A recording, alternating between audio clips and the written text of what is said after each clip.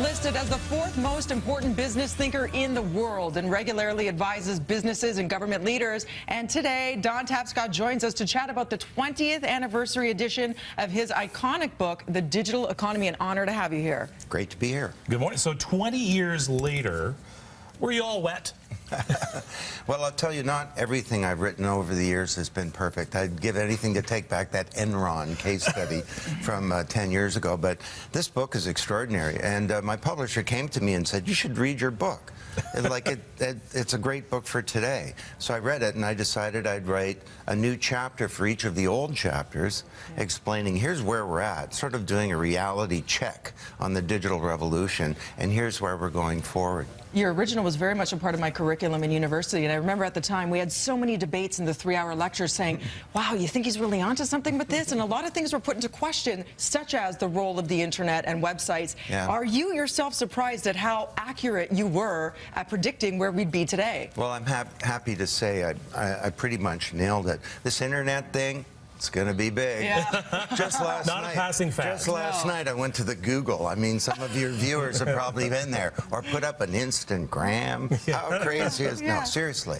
This is a new medium of human communications, and it's changing every institution in society, but it's also now accelerating so fast that it's getting beyond our capacity as individuals and as institutions and as a society to comprehend it, even let alone to manage it and integrate it into our lives. And nobody, the thing with the internet is that, and still to this day, people like to think they control it, but nobody could. The internet has become its own living, breathing being, and nobody knows which way it is going to go. It's like predicting the weather. However, you seem to have captured some inside information to what we should be at least watching for. Yeah. Well, if you're a company, you have huge opportunities now to change the way you interact with customers, to change the way that you get talent. Talent can now be outside your boundaries as opposed to inside. There's a great story. A neighbor of mine in Toronto had a gold mine, and his geologist couldn't tell him where the gold was.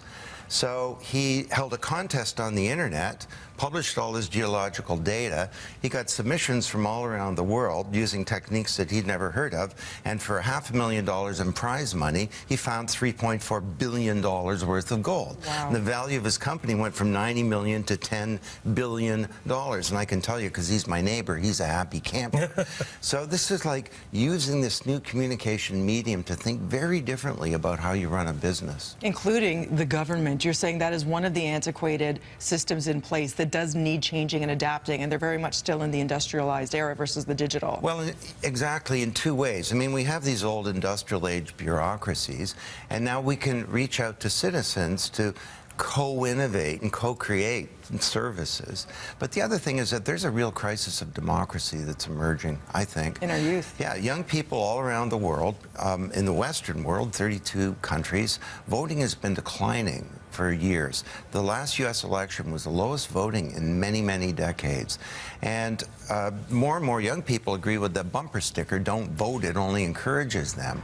And they can now go onto the internet and organize to achieve change. So there's this group, I was just talking to a guy who founded a group called Avaz, has 34 million young people. Wow. And he thinks democracy is a stupid idea, it's just not working. Now, I think he's wrong, but we need to reach out to these people. And we have a whole generation that is facing massive structural unemployment. We told them, kids, you work hard, you stay out of trouble, you go to school, you graduate, you can have a prosperous life.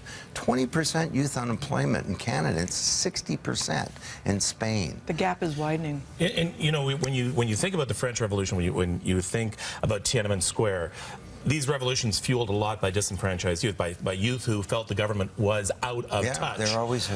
This is a revolution that we're going through right now. And again, in both those cases I cited as well, the government didn't realize it had gotten this bad. Well, and it's not as bad as it was, say, in the Arab Spring. But now young people at their fingertips have this powerful tool for finding out what's going on. You see this in Ferguson today, you know, for organizing collective responses.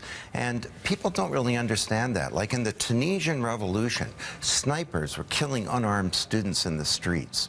And so the students would take their mobile device, take a picture of the sniper, triangulate the location, send that to friendly military units that would take out the sniper. You think social media is about hooking up online. For these kids, it was a tool for self-defense. Syria was an example as well as social media. Well, if you got injured in a demonstration in Syria, what would happen is you get picked up by an ambulance, taken to a hospital, you go in with a broken leg, and you come out with a bullet in your head.